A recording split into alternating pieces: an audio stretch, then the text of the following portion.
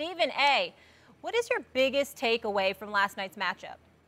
My biggest takeaway is the coming out party of Jaylen Brown. That's what it comes down to me. I mean, this brother's special. This is a young brother in his second year in the league. I've had the pleasure of meeting him on several occasions. He's been on the show once before.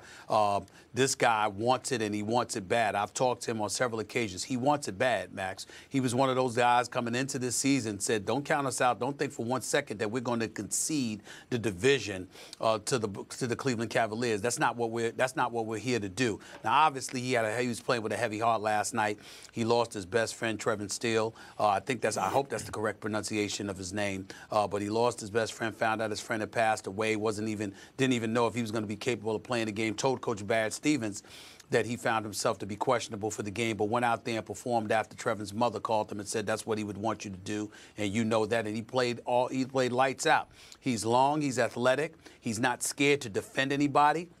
Believe it or not, coming into this season, Brad Stevens told him his primary responsibility was going to be to defend. Yes, he can hit corner threes. He can hit threes from the wing, evidently, as well. But his primary obligation was going to be to defend, because with Kyrie Irving there and Gordon Hayward at the time, before he went down in game 1 of the season, you were at the very least going to be a third offensive option, maybe a fourth, because of Al Horford. So he was coming into this season primarily looking at himself as a defender, if indeed he was going to get the chunk of minutes that he aspired to have. So when you look at it from that perspective and watch the way that he played last night, watch Kyrie struggle, shoot 4-60 from the field, but get to the free throw line on 7 different occasions last night, hitting all 7 of his free throws, much to the chagrin of the Golden State Warriors. And then you see the youth and athleticism that I've alluded to time and time and time again as it pertains to him and Jason Tatum, and the guts and the rough rider mentality of a Marcus Smart, of a Terry Rozier.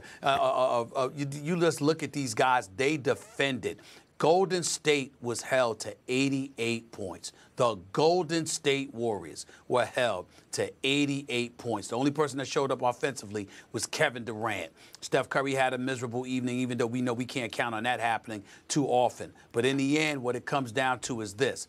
We don't know about the Boston Celtics, particularly offensively. But I think the one thing that we can say is that their #1 ranking as a defensive unit, it's legitimate, because these brothers defend. They get after you. If they can hit shots, they're going to be very formidable, because they can guard. And if they can guard, I think what's ultimately going to enable somebody else to come out of the East is the greatness of LeBron James. He's going to have to be great in order to get past Boston, because they defend, and that's what wins championships. Michael Jordan, Pau Gasol, James Harden, Carmelo Anthony, Kevin McHale. You know how many great players have been the 3rd overall pick in the draft?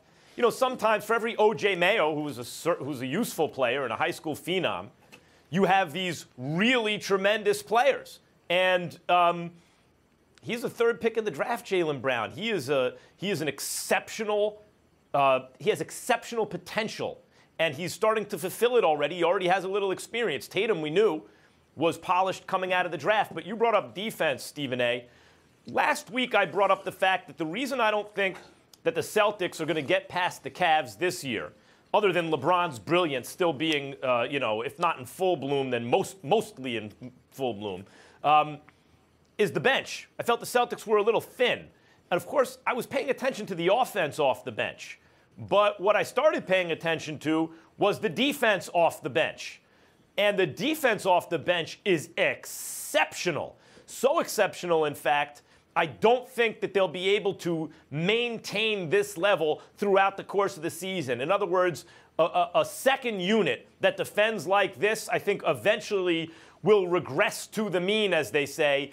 And their mean, their average might be way better than league average, but maybe not this much better. And I think that's really been the key to the 14-game win streak. The most noticeable thing is Kyrie Irving, who's playing out of his mind. Not just racking up the huge numbers that I knew he'd rack up, but doing it in service of a winning team, elevating the players around him, knowing when they need him to score, when they need him to get other guys involved. He has been fantastic. His kind of chemistry with Horford has been excellent. And those were the two guys you figured they'd lean on in the absence of Gordon Hayward.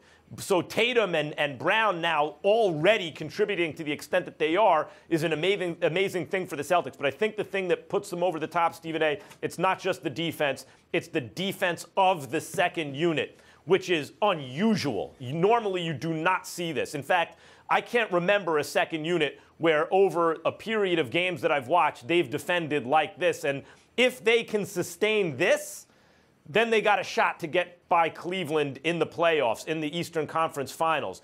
But Isaiah Thomas, I've seen that video. Isaiah Thomas is already working out, and he's doing all the things you got to do to play basketball. So if Isaiah Thomas comes back at anything close to full force, those Celtics, even with a great defensive bench, will have their work cut out for them. But if the bench can continue to play defense like this, which I'm cynical about, it's just unusual, they'd have a shot anyway. The Celtics would have a shot anyway.